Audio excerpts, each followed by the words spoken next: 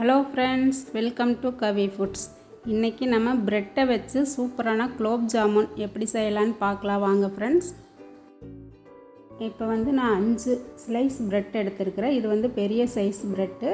இதை ஓரத்தையெல்லாம் கட் பண்ணி எடுத்துக்கலாம். இதுக்கு ஒயிட் ப்ரெட்டாக எடுத்துக்கிட்டால் ரொம்ப நல்லாயிருக்கும். ப்ரௌன் ப்ரெட் வேண்டாம். இப்போ நான் ஒயிட் தான் எடுத்துருக்கிறேன். இதை ஓரத்தையெல்லாம் கட் பண்ணி எடுத்ததுக்கப்புறம் நம்ம மிக்ஸி ஜாரில் போட்டு அரைச்சிக்கலாம். இப்போ நான் கட் பண்ணி எடுத்துகிட்டேன். இதை மிக்ஸி ஜாரில் சேர்த்துக்கலாம். ப்ரெட்டை அப்படியே போடாமல் கொஞ்சம் பிச்சு போட்டுருங்க. போட்டுட்டு இதை நல்லா பவுடராக பண்ணி எடுத்துக்கலாம். இப்போ ப்ரெட்டை அரைச்சி எடுத்தாச்சு. இதை வேற ஒரு பாத்திரத்துக்கு மாற்றிக்கலாம்.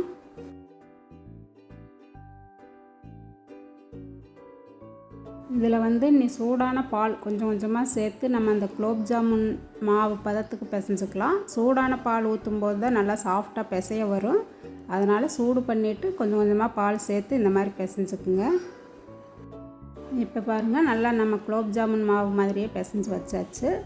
இனி இது இருக்கட்டும். நம்ம சர்க்கரை பாகு ரெடி பண்ணிக்கலாம். இப்போ நான் 1 கப் சர்க்கரை எடுத்துருக்கிறேன். சின்ன கப்பில் எடுத்துருக்கிறேன். அதை பாகு காய்ச்சிக்கலாம். 1 கப்புக்கு 1 கப் தண்ணி சேர்த்து இதை கொதிக்க வச்சுக்கலாம். நீங்கள் ப்ரெட்டை அதிகமாக சேர்த்திங்கன்னா சர்க்கரை அதுக்கு தகுந்த மாதிரி சேர்த்துக்குங்க. இப்போ நல்லா கொதிச்சிருச்சு. இதுக்கு பதம் தேவையில்லை. நல்லா சர்க்கரை கரைஞ்சி ஒரு கொதி வந்தால் போதும். இப்போ இதில் ஃபுட் கலர் சேர்த்துக்கலாம். இது நீங்கள் வேணும்னா சேர்த்துக்கோங்க, இல்லைன்னா விட்டுறலாம்.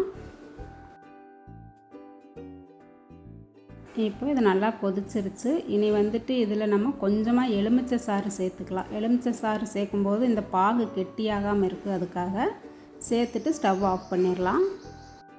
இப்போ இந்த மாவு நல்லா சாஃப்டாக ரெடி ஆயிடுச்சு. இதை நம்ம எப்பவும் செய்கிற குலோப் ஜாமுன் மாவு மாதிரியே நல்லா உருண்டை பிடிச்சிட்டு உள்ளங்கையில் வச்சு நல்லா அழுத்தி தேய்க்கணும்.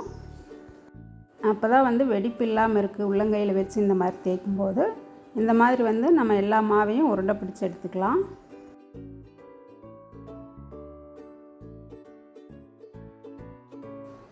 இப்போது நம்ம எல்லாத்தையும் உருண்டை பிடிச்சி வச்சாச்சு. இனி இதை நம்ம எண்ணெயில் பொரித்து எடுத்துக்கலாம். கொஞ்சமாக எண்ணெய் விட்டுட்டு இதில் கொஞ்சம் கொஞ்சமாக குலோப் ஜாமுன் போட்டு மிதமான தீயிலே வச்சுக்குங்க. தீ அதிகம் வச்சா உள்ளே வேகாது, வெளியில் கருகிடும். நீங்கள் பார்த்து அதுக்கு தகுந்த மாதிரி எண்ணெயை சூடு பண்ணிவிட்டு இதை போட்டு பொரித்து எடுத்துக்கலாம்.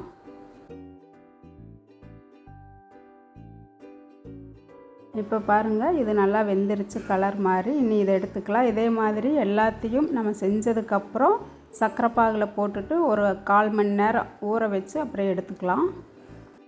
இப்போது சூப்பரான சுவையான குலோப் ஜாமுன் ரெடி. இதை நீங்களும் வீட்டில் கண்டிப்பாக ட்ரை பண்ணி பாருங்கள். இந்த வீடியோ உங்களுக்கு பிடிச்சிருந்தா லைக் பண்ணுங்கள், ஷேர் பண்ணுங்கள். கவி ஃபுட்ஸ் சேனலுக்கு சப்ஸ்கிரைப் பண்ணுங்கள்.